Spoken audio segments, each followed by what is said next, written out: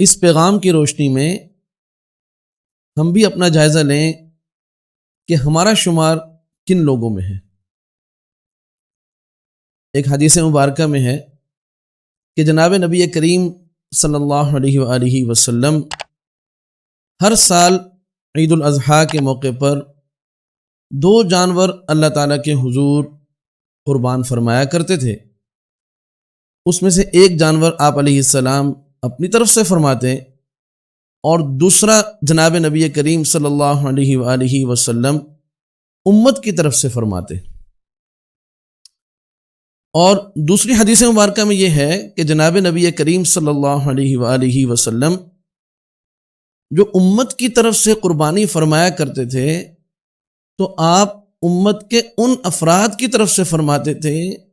کہ جو قربانی کرنے کی سخت نہیں رکھتے۔ ان احادیث کی روشنی میں چند باتیں عرض کرنا چاہتا ہوں۔ ایک بات تو یہ کہ وہ لوگ کہ جو قربانی کی سخت نہیں رکھتے، قربانی کے نصاب کو نہیں پہنچے، وہ اپنا دل چھوٹا نہ کریں کہ ہم اس سے کیوں محروم رکھے گئے، کہ کاش ہمارے پاس بھی اتنا مال ہوتا کہ ہم بھی قربانی کر سکتے۔ وہ اپنا دل ہرگز چھوٹا نہ کریں۔ قیامت کے روز جب ان کا نامہ اعمال اللہ کے حضور پیش ہوگا تو ان کے نامہ اعمال میں ایسی قربانی کا ثواب موجود ہوگا جو کہ جناب نبی کریم صلی اللہ علیہ وآلہ وسلم نے ان کی طرف سے فرمائی۔ اسی طرح اس حدیث مبارکہ کی روشنی میں ایک بات یہ عرض کرنی ہے کہ جن لوگوں پر قربانی واجب ہے لیکن اس کے باوجود انہوں نے قربانی نہیں کی، تو آپ علیہ السلام نے جو امت کی طرف سے قربانی کی ہے تو ایسے لوگوں کی طرف سے آپ نے برات کا اظہار فرمایا ہے۔ آپ علیہ السلام نے قربانی ان لوگوں کی طرف سے تو کی ہے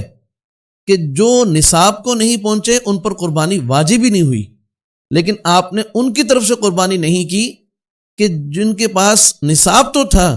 لیکن انہوں نے جان کر قربانی نہیں کی۔ قیامت کے روز 3 کیٹیگریاں ہوں گی۔ ایک ان لوگوں کی ہوگی کہ جن پر قربانی واجب تھی اور انہوں نے قربانی کی بھی، اور دوسرے نمبر پر وہ لوگ ہوں گے کہ جن پر قربانی واجب تھی لیکن انہوں نے قربانی کی نہیں، اور تیسرے وہ لوگ ہوں گے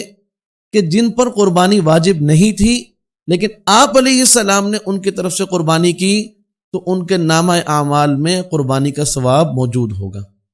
اب جو وہ لوگ ہیں کہ جن پر قربانی واجب تھی لیکن انہوں نے قربانی نہیں کی،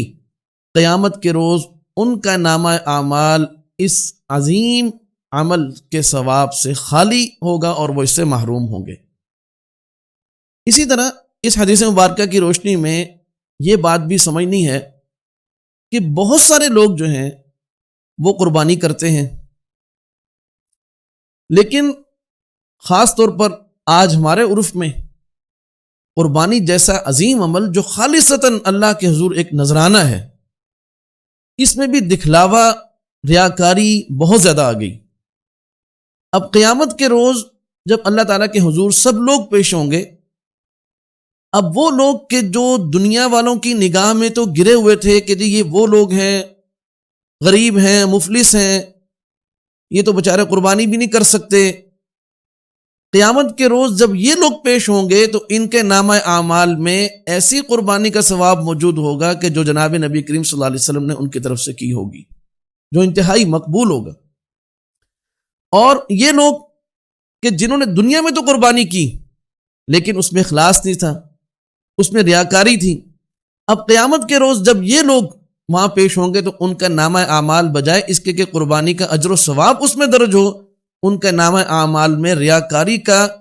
جو کہ ایک شرک ہے، اس کا گناہ جو ہے وہ ان کے نامہ اعمال کے اندر موجود ہوگا۔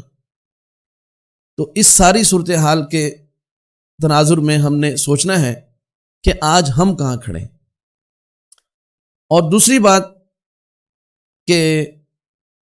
جناب نبی کریم صلی اللہ علیہ وسلم کا یہ جو عمل ہے کہ آپ علیہ السلام نے امت کی طرف سے قربانی فرمائی ہے، پھر خاص طور پر آپ علیہ السلام نے امت کے ان افراد کی طرف سے قربانی فرمائی کہ جو قربانی جیسا عمل جو ہے وہ بجا نہیں لا سکتے، صاحب نصاب نہیں ہے، اس کی سکت نہیں ہے، تو آج ہمیں بھی غور و فکر کرنا ہے اور کوشش کرنی ہے کہ ہم بھی آپ علیہ السلام کی اس سنت پر عمل کرتے ہوئے امت کی طرف سے اور پھر امت کے ان افراد کی طرف سے خاص طور پر کہ جو قربانی جیسے عمل سے محروم ہیں، ہم ان کی طرف سے پہلے نمبر پر تو قربانی کریں تاکہ وہ اجر و ثواب میں وہ بھی شریک ہو جائیں،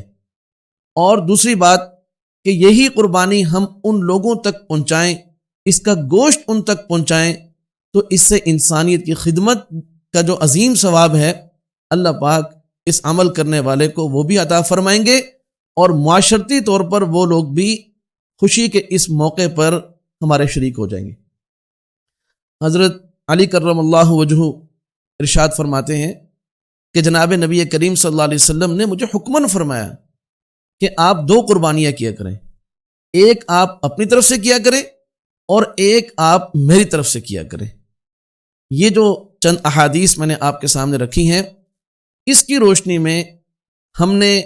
اپنا جائزہ بھی لینا ہے کہ ہم کہاں کھڑے ہیں، اور دوسری بات یہ ہے کہ ان احادیث کی روشنی میں یہ جو مقبول اعمال ہمیں بتائے گئے ہیں اور جو خدمت انسانیت کا اور معاشرے کی خوبصورت جو پہلوؤں کا ہمیں بتایا گیا، تو ہم نے اس کے اوپر بھی غور و فکر کرنا اور اس پر عمل کرنے کی کوشش کرنی ہے۔ اللہ تعالی ہم سب کو عمل کرنے کی توفیق عطا فرمائے۔ السلام علیکم ورحمۃ اللہ وبرکاتہ۔ محمد احمد ادریس، مدیر جامعہ دارالعلوم رحیمیہ۔ یا نفس ان لم تخبری لا تجزعی وإلى